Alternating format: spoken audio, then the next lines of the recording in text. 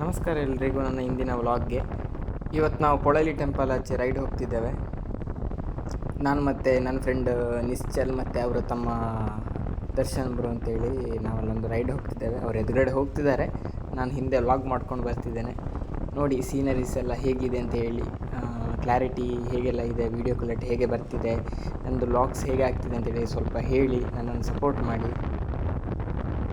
ಕೆಲವೊಂದು ಮಾತು ಕೇಳುವಾಗ ಟೆಕ್ನಾಲಜಿ ಎಷ್ಟೇ ಬೆಳೆದಿರ್ಬೋದು, ಫ್ಲೈಟ್ ಆಗಲಿ, ಟ್ರೈನ್ ಆಗಲಿ, AC ಬಸ್ ಆಗಲಿ, ಕಾರ್ ಆಗಲಿ, ಎಷ್ಟು ಆರಾಮಾಗಿ ಕಂಫರ್ಟೇಬಲ್ ಆಗಿ ಹೋಗುವಂತೆ ವೆಹಿಕಲ್ಸ್ ಇದ್ದರೂ ಕೂಡ ಬೈಕಲ್ಲಿ ಹೋಗುವ ಮಜಾ ಯಾವತ್ತೂ ಸಿಗಲ್ಲ.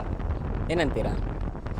ಈ ಬಿಸಿಲು ನೋಡುವಾಗ ಮಾರೆ ಸೂರ್ಯನಿಗೊಂದು ಹೆಂಡತಿ ಇರಬೇಕಿತ್ತು ಅಥವಾ ಲವರ್ ಇರಬೇಕಿತ್ತು. ಸ್ವಲ್ಪ ಕಂಟ್ರೋಲಲ್ಲಿ ಆದರೂ ಇರ್ತಿದ್ದ ಮಾರೆ. ಎಂಥ ಬಿಸಿ ಅಲ್ವಾ?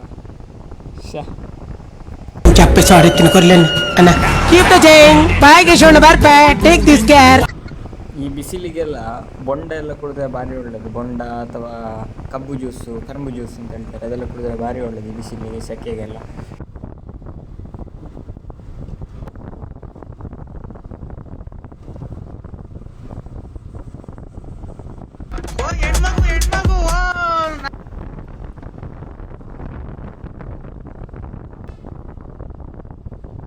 ಯಾವ ಊರರು?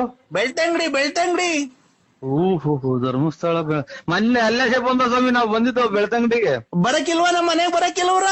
ಬರಕಿಲ್ವಾ ನಮ್ಮ ಮನೆಗೆ? ನಿಮ್ಮಂತವ್ರು ನಮ್ಮ ಮನೆಗೆ ಬರ್ಬೇಕು. ಒಮ್ಮೆ ಬೀಜ ಬಾಯಿಗೆ ಬಂತು ಮಾರೆ. ಟರ್ನಲ್ಲೆಲ್ಲ ಭಾರಿ ಜಾಗ್ರತೆ ಇರ್ಬೇಕು ಮಾರೆ. ಒಂದು ಮಾತು ಹೇಳ್ತೀನಿ, ನಿಯತ್ತಾಗಿ ದುಡಿಬೇಕು, ರಾಯಲ್ಲಾಗಿ ಮೆರಿಬೇಕು, ಅಷ್ಟು ಹೇಳಕ್ಕೆ ಇಷ್ಟಪಡ್ತೀನಿ ಫ್ರೆಂಡ್ಸ್. ಓಕೆ, ನನ್ನ ವ್ಲಾಗ್ ನೋಡಿದ್ದಕ್ಕೆ ಧನ್ಯವಾದಗಳು. ಇನ್ನು ನೆಕ್ಸ್ಟ್ ನೋಡ್ತಾ ಇರಿ, ಹಾಗೆ ಸಪೋರ್ಟ್ ಮಾಡ್ತಾ ಇರಿ. Thank you.